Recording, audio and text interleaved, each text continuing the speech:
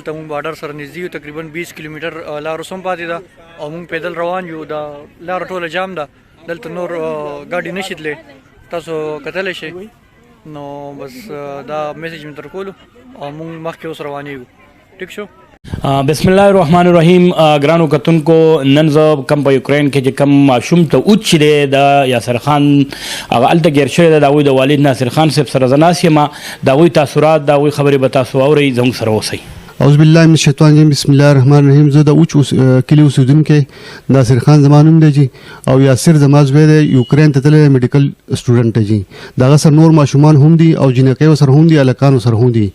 او د بونیر د علاقې دي د سوات ډېر زیات ملګري ورسره تقریبا 100-150 ملګري دوی په یو ګروپ کې تللي دي خو چونکې د هغو تلتې مسله جوړه شوه نو دا نور امبیسو والا ولګېدل لکه نیوزیلینډ والا هغوی ته بار بار ټلیفون کوو چې نیوزیلینډ والا راله امریکې والا راله انډیا والا راله او هغو ډېر زیات خپل ماشومان اوچت کړه او ویې وړه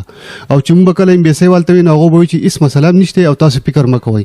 نو بیا چې کله دا مسله جوړه شوه نو کم د پاکستان د دغه نه چې موږ تپوس وکړو نو امبیسۍ نمبر راکړئ یو امبیسۍ والا نمبر نه اوچتی هغو په خپله پې مړه شین شو بیا دوی ته وایي تاسو کارخیب ته لاړ شئ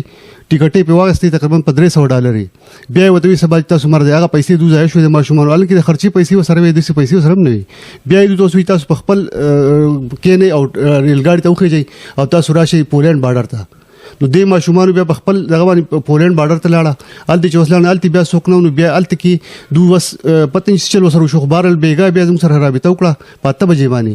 او واورې وریږي او اوس وایي چې لکه بارډر دغه نه تاسو به تقریبا 25 میله تاسو پیاده ځئ نو د هغې نه پسې بیا موږ ته رابطه نه ده کړې او اوس تللي دي اوس پرته روان دي چې څه به کړي خو بهرحال او 18 ګنټې تقریبا سفر په ریلګاډي کې کړی دوی په خپله باندې حکومت پاکستان زموږ سره څه هېڅ هم څه نشته جي د امبیسۍ طرف نه هېڅ دغه هم نه کېږي ماشومانو سره نه کوو چې دې ماشومان دې زر ته زر د خپل کورونو ته راولي او مهرباني وکړي ماشومان د ټولو حال حوالې څنګه چې انډیا والا د نور ملکونو والا خپل خلکو تپوس کوي نو د ټولو خلکو یې تپوس وکړی شي کور کې د خلکو احساسات څه دي په کور کې جی خو زم خو داسې حال ځکه نشو ویل چې مور مې ناجوړه ده والد صاحب مې بیمار دی زړه اپریشن یې کړی په خپله ما ته سټنډونه لګېدلي دي خو ځان مې راټینګ کړی دی او نور په کور کې جو ټول